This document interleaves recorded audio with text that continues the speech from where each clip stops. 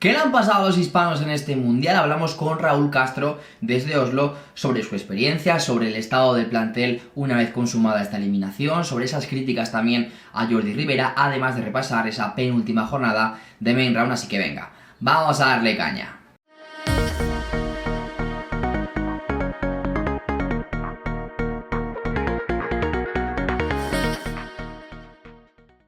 ¿Qué tal amigos? ¿Cómo estáis? Bienvenidos a este vídeo. Repasamos rápidamente esos resultados de la penúltima jornada de Main Round. Comenzando por ese empate a 37 goles entre Países Bajos y Austria, Italia 25, Suiza 33, Argelia 31, Kuwait 38 de la Presidents Cup, República Checa 22, Dinamarca 28, solventó el partido la Dinamarca de Nikolai Jakobsen en esa segunda mitad, también de la Presidents Cup ese Guinea 28, Polonia 40, Qatar 23, Hungría 29, ya en esos cuartos de final, la Hungría de Chema Rodríguez, después de solventarlo también en esa segunda mitad, Alemania 31, Túnez 19 y Francia 32, Macedonia del Norte 25. Y ya, una vez repasados estos encuentros rápidamente, vamos ya con esa main round y cómo queda. Por tanto, grupo 1 pasa como primera Dinamarca y como segunda Alemania, y del grupo 2 Francia como primera y Hungría como segunda. Y repasamos también rápidamente ese calendario de partidos que tenemos para hoy, comenzando a las 3:30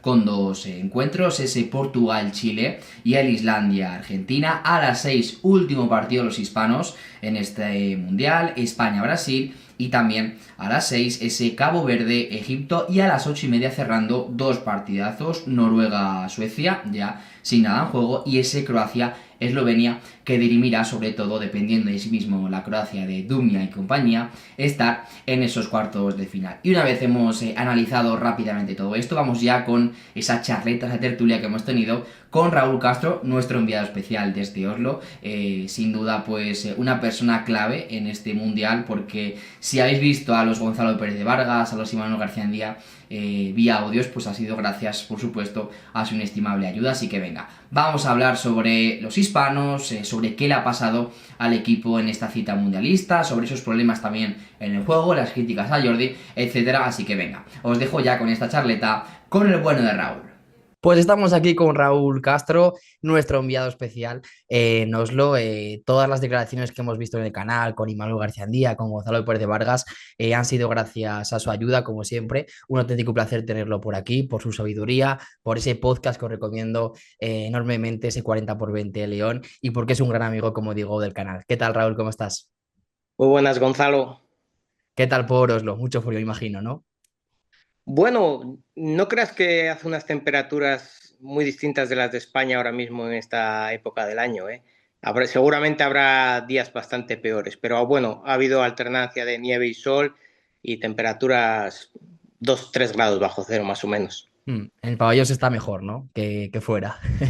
Y hombre, queda algo lejos de lo que es el centro de la ciudad y cuesta desplazarse hasta allí, no porque el transporte público sea malo, sino todo lo contrario, sino porque, bueno, 30 o 40 minutos hasta allí sí que te lleva y los alrededores del pabellón pues parecen muy desangelados, ¿no? Mm.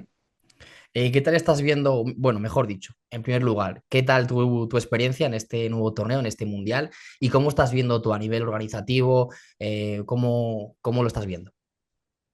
Bueno, yo es la primera vez que acudo acreditado como prensa y todo para mí es nuevo, ¿no? Entonces, bueno, voy bebiendo un poco de las opiniones de otros compañeros que están allí y bueno, desde mi punto de vista como aficionado, pues de lo que voy viendo, ¿no?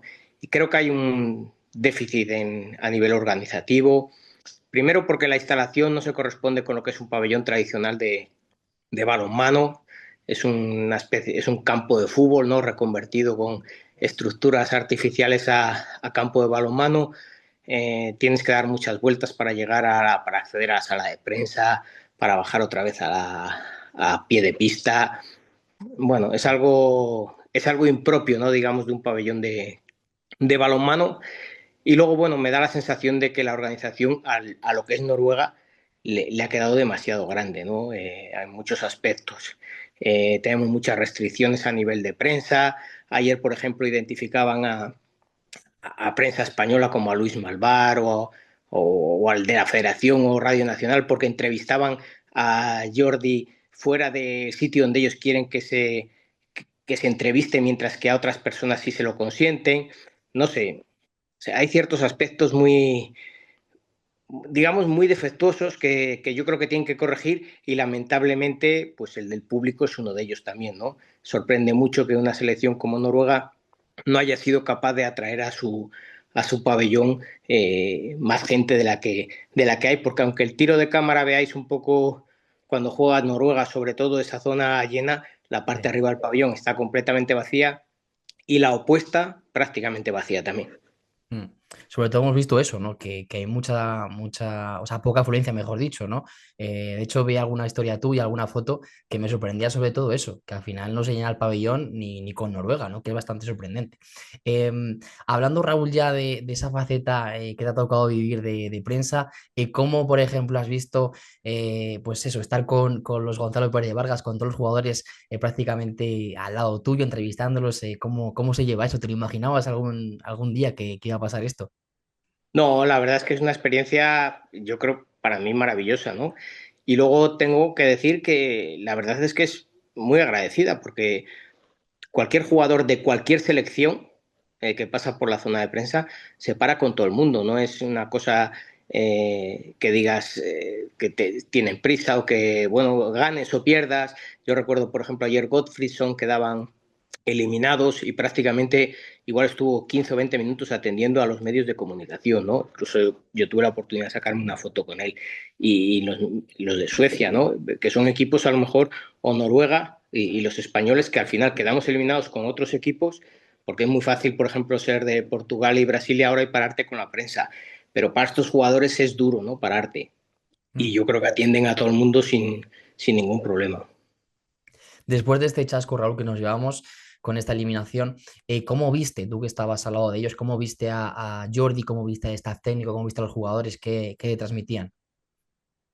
Bueno, pues yo tengo que decir que yo a Jordi ayer le vi muy abatido. La verdad es que creo que para él ha sido un palo.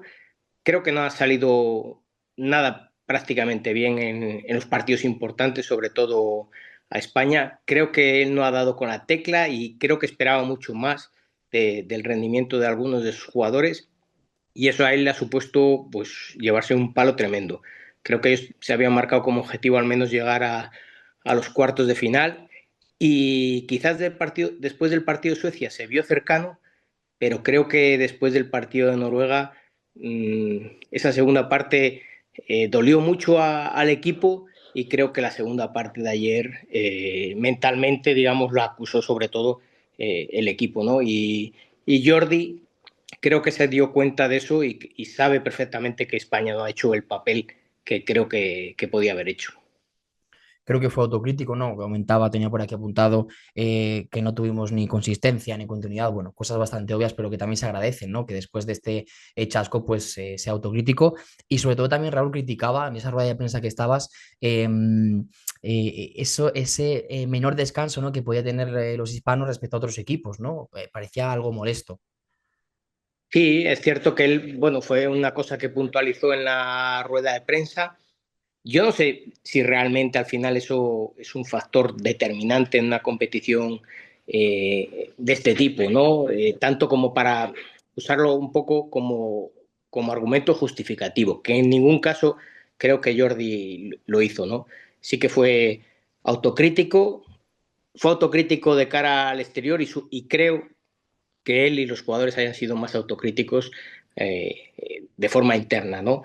Pero sí que es cierto, por ejemplo, que no es justo que, por ejemplo, el grupo de Noruega haya jugado un día antes que el grupo de España para poder enfrentarse en la primera jornada en la main round, ¿no? Que luego entre la primera jornada y la segunda hayamos coincidido un partido a las 9:30 y otro a las 3:30. Bueno, le tocó a España, como le pudo haber tocado a otro equipo después de la primera fase, pero creo que tampoco está bien hecho ese calendario, ¿no? Pero bueno, hay tantas cosas que probablemente no están hechas bien en este campeonato, que bueno, estaría bien que alguien lo dijera, en este caso lo dijo Jordi Rivera, como crítica un poco constructiva de cara al futuro, ¿no? Ya vamos, Raúl, si te parece, con esos problemas que hemos tenido y que hemos visto todos. de estos hispanos, empezando, bueno, nos vamos a fijar sobre todo en tres partidos, ¿no? Que es el de Suecia, el de Noruega y el de Portugal, que son los tres clave para mí. Empezando en portería, tengo por aquí muchos datos, hacemos ya pedagogía para todos los que nos escuchan. Suecia, el día de Suecia, por ejemplo, en el primer tiempo hacemos cinco paradas y acabamos el partido con 10 para un 31%. O sea, los suecos hacen una más que nosotros. Contra Noruega, cuatro paradas en ese primer tiempo y ocho paradas solo en total, o sea, un 24%, tres más nos hacen los noruegos. El día de Portugal, cinco paradas y acabamos solo con siete, o sea, guarismos bastante flojitos, un 28%, o sea, Diogo Rema hace seis paradas más que los hispanos. Son datos obviamente que no son suficientes, son guarismos que no te ayudan sobre todo a sumar o a vencer. No te deja, Raúl, si compartes mi opinión, vaya, no te deja que ha habido ciertos momentos en la portería que Jordi no los ha gestionado bien o a lo mejor por no tener a ese fiel escudero que tenía Gonzalo con Rodrigo. ¿Cómo lo ves? ¿Cómo lo has visto? Bueno, hay que tener claro, por ejemplo, que cuando tu defensa no es buena, es mucho más difícil que los porteros paren. Se llame Gonzalo Pérez de Vargas, se llame Rodrigo o se llame Sergei. También es cierto que la temporada de Sergei merecía una oportunidad. Eh, claro, si echamos la vista atrás y decimos, bueno, es que Rodrigo ha habido campeonatos en los que el día que Gonzalo no tenía acertado, él no salvaba los partidos. Pues probablemente, pero yo quiero creer también que partes de una situación defensiva mucho más consistente que la que ha mostrado el equipo español en este torneo, ¿no? Sí que es cierto que sus porcentajes no son para ganar partidos desde la portería, ¿no? Y luego, más allá de eso, el no acertar en esas paradas no te permite salir a la contra. Y eso creo que le ha penalizado al equipo español, que sufre mucho en el ataque posicional en exceso, ¿no? Sobre todo ya fijando también, Raúl, fijándonos en esa defensa, en ese ataque, vamos a repasar un poquito todo, por repasar todos los resultados, o mejor dicho, esos momentos de partido que hemos tenido. Contra Suecia vamos perdiendo 16-11 al descanso y ese 7 para 6 en ataque y el 5 para 1 en defensa nos hacen empatar. Para mí, primer tiempo malo y segundo tiempo bueno.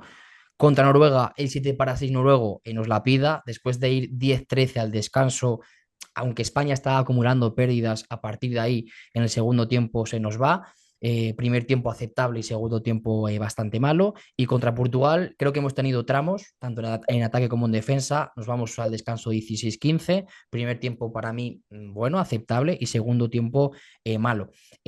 Sobre todo empezando, por ejemplo, Raúl, por esa defensa. ¿Cómo la has visto? Porque la sensación sobre todo ha sido que hemos tenido momentos de intermitencia, momentos donde somos superados fácilmente en ese uno para uno, momentos donde no hemos interpretado, por ejemplo, ese 7 para 6 que es muy difícil, obviamente, contra la Noruega de Sagosen o Grondal, sobre todo poniendo los dos pivotes en el otro lado, en el lado opuesto. Quizá el 5 para uno sí que ha funcionado, que a mí era la duda que me generaba, sobre todo sin Caudi, con Jan Barrufet, ha sido una sorpresa y sobre todo, más allá de que Mensung lo está haciendo muy bien, que puede defender hasta en esa posición, por ejemplo, que defiende Dumnia en Croacia con ese 6-0 en el centro avanzado y demás.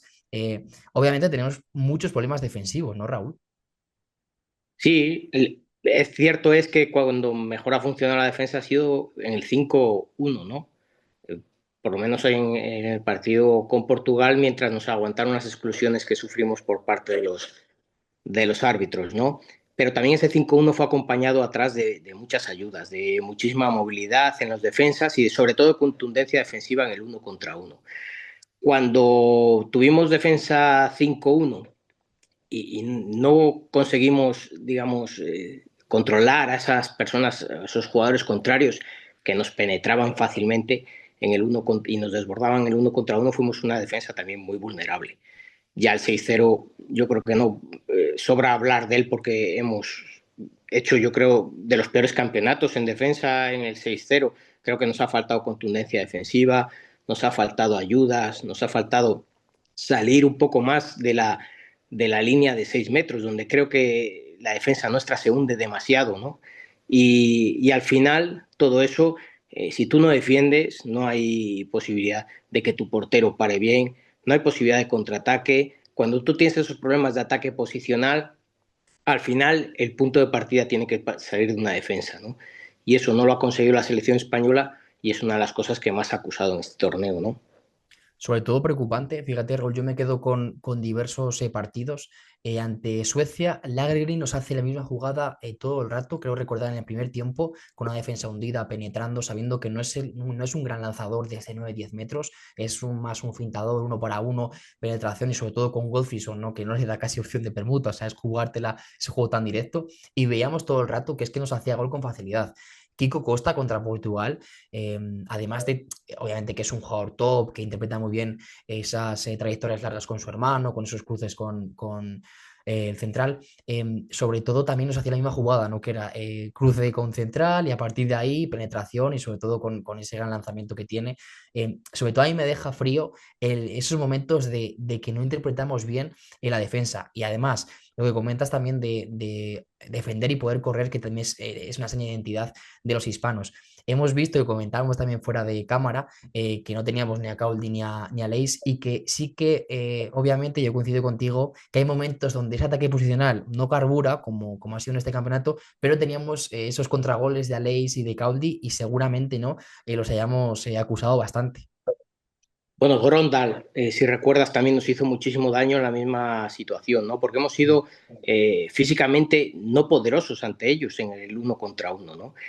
Y al respecto de lo que me dices de Alex y de Caudi, yo más allá de los contraataques, porque eso, bueno, tiene que ver un poco con la defensa que hagas, creo que en el saque de centro, en el contragol, son jugadores básicos. Yo ahí he acusado su baja muchísimo, más allá de que, digamos, puedes decir, no son primeras líneas y a lo mejor para ti no son jugadores determinantes, pero creo que esa salida, que Carlos Álvarez también la tiene en el Ademar, pero que al final a lo mejor le ha faltado esa confianza de Jordi para Claro. ejercer ese papel en la selección, pero creo que esa salida que tienen Alex o Caudi cuando nos meten gol desde medio, desde centro del campo, para iniciar la jugada, para forzar exclusiones en la velocidad a la que van, yo creo que eso España, desde ese punto de vista, ha acusado sus bajas, más allá de su efectividad también en 7 metros. Recordemos que contra Noruega, incluso cuando el partido estaba muy igualado, tiramos un penalti fuera de la portería y en ese aspecto tú si te dan a elegir un jugador español para lanzar un 7 metros en cualquier momento de cualquier situación elegirías a Alex Gómez, ¿no? Mm. Entonces, por ahí yo creo que han pasado también algunas de los problemas españoles, ¿no? Tú fíjate, tenía por aquí Raúl los datos apuntados de los 7 metros. Ante Suecia lanzamos 4 y fallamos una de Dani. Ante Noruega, 1 de 3, fallan Dani y Ferran. Y precisamente ante Portugal metemos el de 5 de 5. Pero si vemos en los porcentajes en ataque, más allá de las sensaciones que nos dejan a todos, que son creo que terribles, al final hemos vivido atascos posicionales en ese juego posicional prácticamente todos los partidos. Veamos porcentajes. Ante Suecia, un 54% en ataque.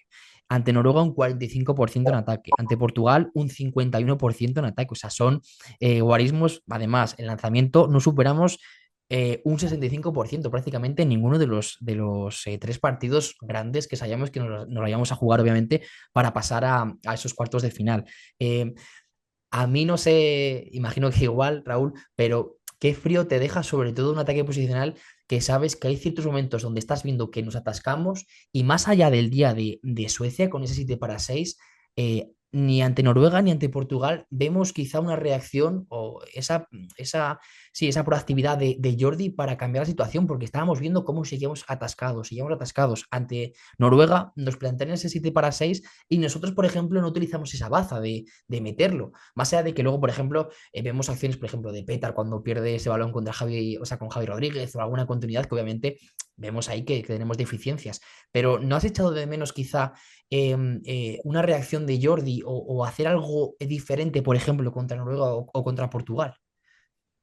Bueno, hay que ver que Jordi usó el 7 contra 6 contra Suecia, yo creo que ya la desesperada, ¿no?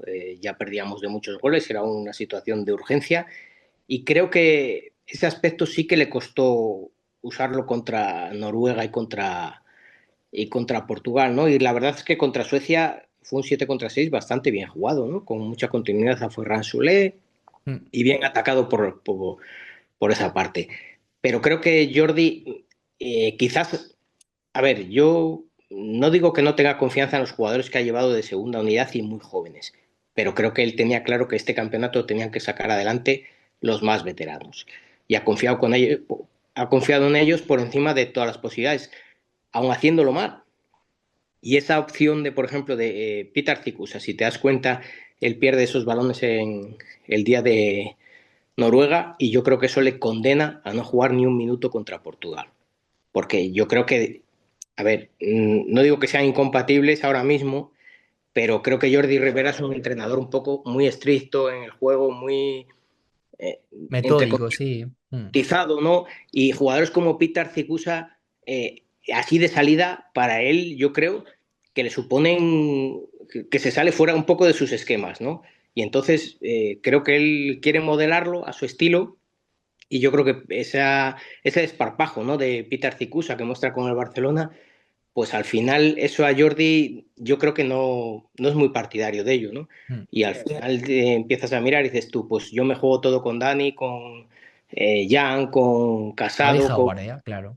con Alex, y me lo juego, lo hagan bien o lo hagan mal. Y lo ha demostrado en este campeonato. ¿Que no ha salido bien? Pues bueno, evidentemente, si tú no abres el campo a los extremos, como no ha hecho España, yo creo, si no tienes posiciones claras de los pivotes y les buscas, al final es muy difícil lanzar. Siempre lanzas en situaciones muy incómodas, donde los porteros tienen mucha más facilidad y, bueno, pues de ahí esos bajos porcentajes, ¿no?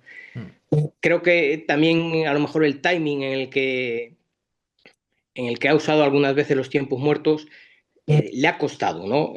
O sea, ya se veía una tendencia en la que te iban remontando los partidos o te iban sacando ventaja y ha apurado, yo creo, en demasía para pedir los tiempos muertos e intentar girar el partido.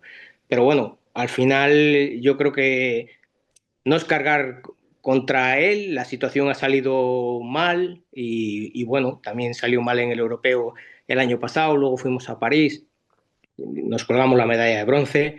Bueno, son altibajos que a lo mejor en estos periodos en los que estás cambiando jugadores continuamente, pues te tienen que llegar, ¿no? Claro. Y ya por último, Raúl, veíamos esa oleada ya de tweets ayer criticando a Jordi, criticando a los jugadores, que no valen, que es el segundo batacazo que nos metemos. Y claro, yo soy partidario obviamente de criticar, creo que hay que criticar, igual que cuando lo lavamos, también hay que decir, o al menos pensar, opinar las cosas que creo, o sea, creemos que no se hacen bien, más allá de que luego creo que no tiene fundamento el hecho de poner a parir, como veíamos a Jordi Rivera, cuando es un entrenador que nos ha llevado prácticamente a lo más alto, ¿no? Dos bronces olímpicos, dos bronces en los mundiales, los oros en los europeos, la plata que perdemos en la final contra Suecia. O sea, ¿qué sientes cuando lees todas estas cosas? Sobre todo tú, que te leían ese tuit de que ya empiezan a salir esos aficionados de enero del balonmano, que suelen ser prácticamente todos de fútbol y que se ve sobre todo que no entienden, yo creo, una máxima del balonmano que es estos proyectos a largo plazo, medio y largo plazo, que sabemos que trabajan por ciclos olímpicos y que obviamente criticar a Jordi, más allá de que pues lo puedes criticar obviamente por ciertos planteamientos, pero criticarlo sobre todo cuando te ha demostrado en dos ciclos olímpicos que hay resultados, ¿tú cómo lo ves? Bueno, lo primero que hay que hacer es filtrar un poco al que realmente es un aficionado del balonmano y tiene una trayectoria y conoce jugadores y no es capaz de decir que Portugal son unos inútiles del balonmano, ya partiendo de ahí. Y cuando apartas a esa gente y empiezas a ver las otras, pues tienes que reflexionar un poco, ¿no? Mirar un poco, echar la vista atrás, saber que hace unos meses fuimos bronce de París con muchísimos jugadores de este mundial y luego también hacer un ejercicio de reflexión. Yo no sé si Jordi lo ha hecho lo mejor que ha podido o no lo ha hecho lo mejor que ha podido, pero lo que sí está claro, por ejemplo, que si a todos nosotros nos dieran una lista para elaborar con nuestros mejores jugadores para llevar a este mundial, probablemente no estaríamos muy lejos de la que Jordi ha hecho. Todos tenemos preferencia a lo mejor por un jugador mejor, otro, pero el global un poco de la Exacto. lista que hubiéramos hecho todos serían esos. Claro, evidentemente luego hay que conjuntarlos y ponerlos en su juego, pero te pongo un ejemplo muy claro. Portugal hace unos años, recientemente, era un equipo que basaba muchísimo su juego en el 7 contra 6 y perdía muchísimos partidos, yo creo personalmente, porque jugaba 7 contra 6. Pero ¿qué pasa? Que a lo mejor su entrenador consideraba que los jugadores que tenía era para jugar ese 7 contra 6 y ahora se ha encontrado con una generación de jugadores que en el ataque 6 contra 6 desborda, tiene lanzamiento exterior y ha cambiado su sistema de juego. Y eso es lo que a lo mejor tendrá que hacer Jordi en función de los jugadores que se le vayan incorporando a la selección, viniendo de un sistema anterior. Pues bueno, démosle tiempo, ¿no?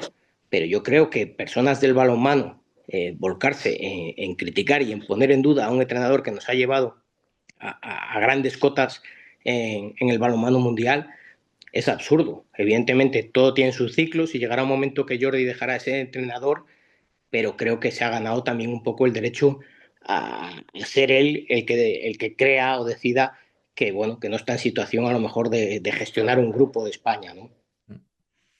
Bueno, Raúl, pues un placer tenerte por aquí como siempre, que contribuyas a este canal, como te dije en su momento en la previa, que de hecho ya te comenté que el vídeo le gustó a mucha gente, sobre todo porque no hay tantos aficionados al balonmano como tú que se desplazan y hay muchos curiosos que les gustaría vivir una cita, ya sea mundialista o europea, de estos calibres. Como siempre, mil gracias por pasarte por aquí, mil gracias por esta charlita y nada, disfrutar, que imagino que ya pues te queda el partido de Brasil, ¿no? Y a partir de ahí Sí, te venís ya para España, ¿no?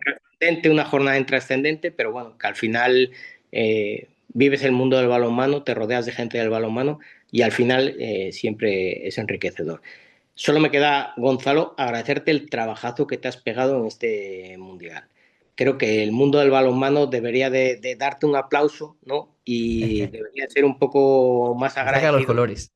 con todo lo que has hecho, porque creo que es un trabajo que pocos medios, y yo por no decir ninguno en España, eh, se ha dedicado, ¿no? Y ha dedicado ese tiempo al Mundial.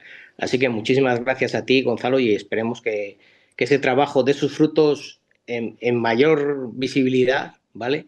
Y con el tiempo. Muchísimas gracias. Gracias a ti, Raúl. Muchas gracias. Un abrazo. Chao, chao. Abrazo. Si te ha gustado este vídeo no olvides suscribirte, darle a like y compartirlo para que cada vez seamos más en esta comunidad balonmanera. Hasta entonces, mucho balonmano y siempre balonmano.